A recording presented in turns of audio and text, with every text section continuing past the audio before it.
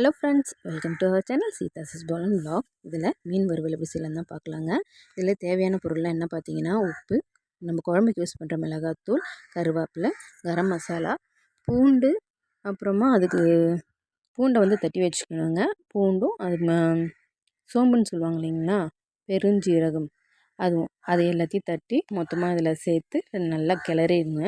எப்போவுமே நம்ம மீன் வறுக்கும்போது அது கூட கொஞ்சமாக எண்ணெயை ஆட் பண்ணி பிசைஞ்சு வச்சிட்டிங்கன்னு வச்சுக்கோங்களேன், அதுக்கப்புறமா அந்த மீனில் வந்து இந்த மசாலா துளி கூட உதறாதுங்க, அப்படியே தாங்க இருக்கும். லாஸ்ட்டாக எலுமிச்சம்பழமும் சேர்த்து ஒரு 1 ஹவர் விட்டுட்டு மீனை 1 ஹவரோ 1/2 ஹவரோ விட்டுட்டு வறுத்து பாருங்கள். மீனில் இருந்து ஒரு சொட்டு மசாலா கூட நம்ம தோசைக்கல்லில் ஒட்டியே இருக்காதுங்க.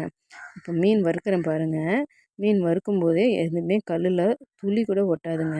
உங்களுக்கு இந்த சேனல் பிடிச்சிருந்தா லைக் பண்ணுங்கள், ஷேர் பண்ணுங்கள், மறக்காமல் சப்ஸ்கிரைப் பண்ணுங்கள். இதில் ஏதாவது உங்களுக்கு சேஞ்சஸ் பண்ணணுன்னா கண்டிப்பாக சொல்லுங்கள். அடுத்தடுத்த வீடியோவில் கரெக்ட் பண்ணிக்கிறேன். இங்கே பாருங்கள், மீனை இதில் வச்சுட்டு நல்லா வெந்துட்டுருக்கு. ஒரு பக்கம் நல்லா பொன்னிறமாக நல்லா செவந்து வந்ததுக்கப்புறமா தாங்க அடுத்த பக்கம் திருப்பணும். இங்கே பாருங்கள், நான் இப்போ திருப்புறேன். இங்கே ஏன்னா மசாலா கொஞ்சமாச்சும் உதிர்ந்துருக்கா பாருங்கள்.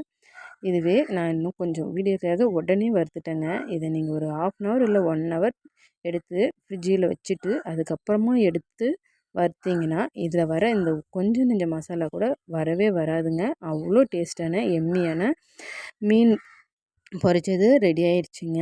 இந்த மாதிரி ஒரு தடவை வறுத்து பாருங்கள், அவ்வளோ டேஸ்ட்டாக இருக்கும், ருசியாக இருக்குங்க. வீட்டில் இருக்கிற எல்லாருமே கேட்டு விரும்பி வாங்கி சாப்பிடுவாங்க.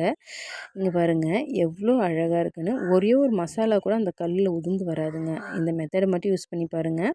இதுக்கு நம்ம வறுக்கும்போதே அந்த மீனை மசாலாவில் கோட் பண்ணுறப்போவே வந்துட்டு நீங்கள் என்ன பண்ணணுன்னா கொஞ்சமாக எண்ணெய் ஊற்றி பெசரி வச்சுக்கோங்க. தேங்க்ஸ் ஃபார் வாட்சிங்.